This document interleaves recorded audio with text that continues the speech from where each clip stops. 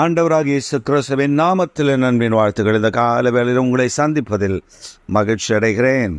இன்றைக்கு நம்முடைய தியானத்திற்காக நாம் தெரிந்து கொள்கிற வேத வசனம் யாத்ராமத்தின் புஸ்தகம் 23ஆம் அதிகாரம் 26ஆம் வசனம். உன் ஆயுசு நாட்களை பூரணப்படுத்துவேன். கர்த்தருடைய வேதம் நமக்கு ஒரு தெளிவை தருகிறது. உன் ஆயுசு நாட்களை பூரணப்படுத்துவேன். When you follow Christ, when you believe in Christ, you live for Christ.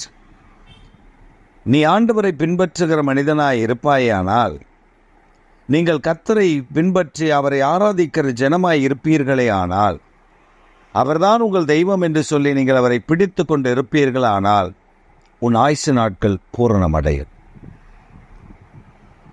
உன் ஆயுசு நாட்களை பூரணப்படுத்துவார். பலத்தினாலே 70, பலத்தின் மிகுதியினாலே 80 வருடங்கள் என்று வேதம் சொல்லுகிறது. என்னுடைய தகப்பனாரும் அவர் மரித்திருந்தால் அவருடைய சிறு வயதிலேயே அவர் மரித்திருக்க வேண்டும். ஏதோ ஒரு விதத்தில் அவரை ஆண்டவர் நேசித்திருக்கிறார். இவருக்கும் ஆண்டவர் மேல் ஒரு பிடிப்பு இருந்து கொண்டே இருந்திருக்கிறது. நாட்கள் கடந்து சென்றது, காலங்கள் கடந்து சென்றது. அவர் தன்னுடைய 58 வயதிலே இயேசுவை இரட்சகராக அறிந்து கொள்கிற ஒரு வாய்ப்பு அவருக்கு கிடைத்தது. பயன்படுத்தி கொண்டார். பின்பு அவருடைய வாழ்க்கையில் ஜெபிக்க ஆரம்பித்தார். 3 வேளை ஜெபம் பண்ணுவார். 3 வேளை தானியேலை போல ஜெபிக்க வேண்டும் என்று அவர் கற்றுக்கொண்டதை ஜெபிப்பார்.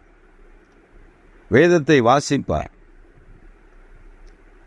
அவர் இந்த உலகத்தை விட்டு சென்றபோது அவருடைய வேதத்தை நாங்கள் எடுத்து அவர் என்னென்ன காரியங்களை படித்திருக்கிறார், எப்படி படித்திருக்கிறார் என்று ஒரு சின்ன ஆய்வு செய்த பொழுது கிட்டத்தட்ட அவர் பல வேதாகமத்தை வாங்கி படித்து பயன்படுத்தி பின்பு வைத்திருக்கிறார். அந்த வேதாகமத்தை எல்லாம் நாங்கள் எடுத்து அதில் ஒரு துண்டு சீட் இருந்தது. இத்தனை முறை நான் வேதத்தை வாசித்திருக்கிறேன் என்று. அவர் ஆண்டவருக்காக வாழ்ந்தது, ஆண்டவரை தேடினது, ஆண்டவருக்காக வாழ்ந்தது, ரட்சிக்கப்பட்ட 15 ஆண்டுகள் அவர் வாழ்ந்தார். இந்த 15 ஆண்டுகளில் அவர் 88க்கு மேலான முறைகள் வேதத்தை வாசித்திருந்தார். வேதத்தை அவர் நேசித்திருந்தார், வாசித்திருந்தார், அதை தியானித்திருந்தார். நீங்களும் நானும் அவரை உண்மையாய் தேடும் பொழுது நம்முடைய ஆயுசு நாட்களை பூர்ணமடை செய்கிற கர்த்தர் உயிரோடு கூட இருக்கிறார்.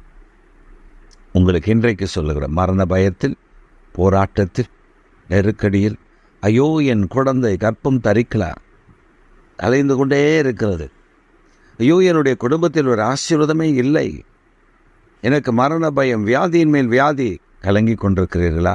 உங்களுக்காக தான் கர்த்தர் சொல்லுகிறார், உன் ஆயுசு நாட்களை நான் பூர்ணப்படுத்துவேன், பயப்படாதிருங்கள். கர்த்தர் உங்களை ஆசீர்வதித்து காப்பாராக. ஆமென்.